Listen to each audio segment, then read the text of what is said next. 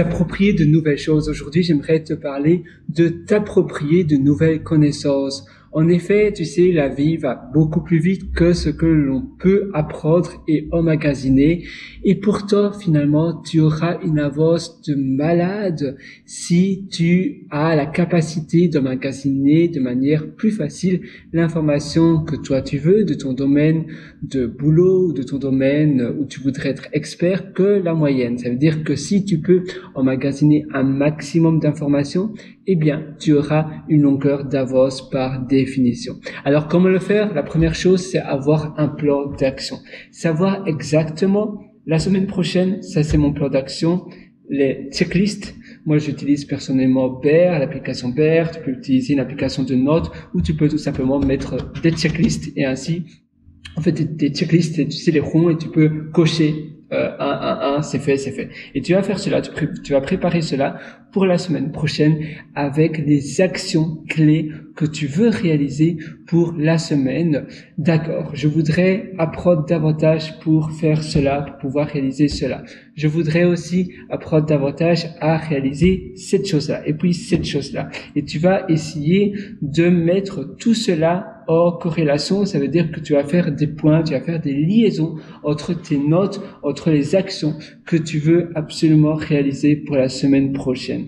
Donc, tu as toutes les actions que tu veux réaliser pour la semaine. Tu te dis, pour la semaine prochaine, je vais absolument apprendre cela. Je veux mieux réaliser peut-être la cultivation de plantes. Je veux mieux apprendre davantage de ma ville parce que je voudrais être un expert de ma ville. Je veux créer des formations sur la ville dans laquelle j'habite. Par exemple, pour ma part, c'est Adélaïde. Je voudrais être un guide de la ville d'Adélaïde.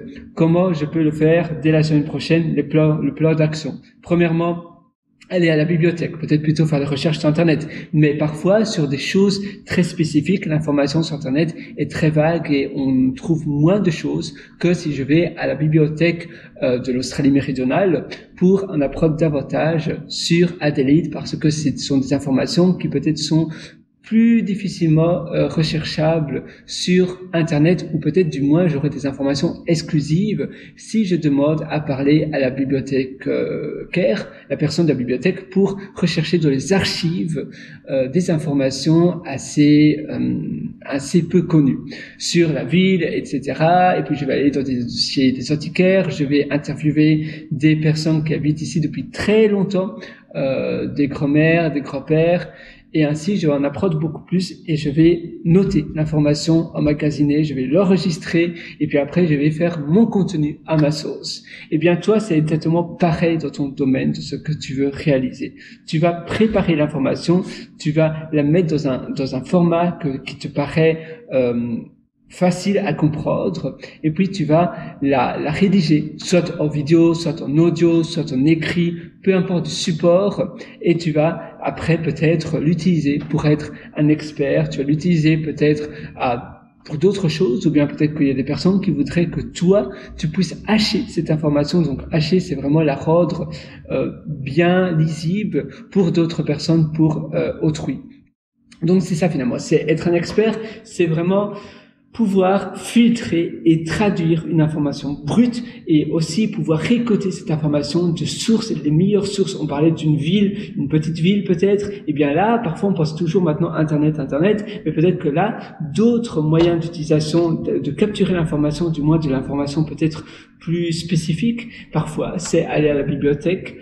Parfois, c'est parler à des personnes qui habitent ici depuis très longtemps, networker.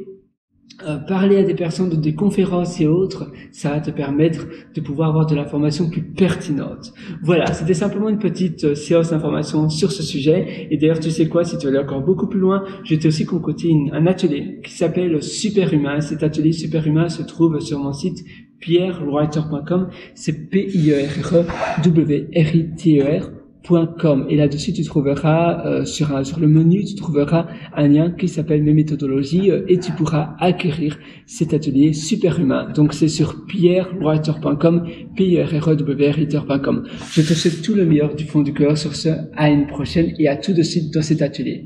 Ciao.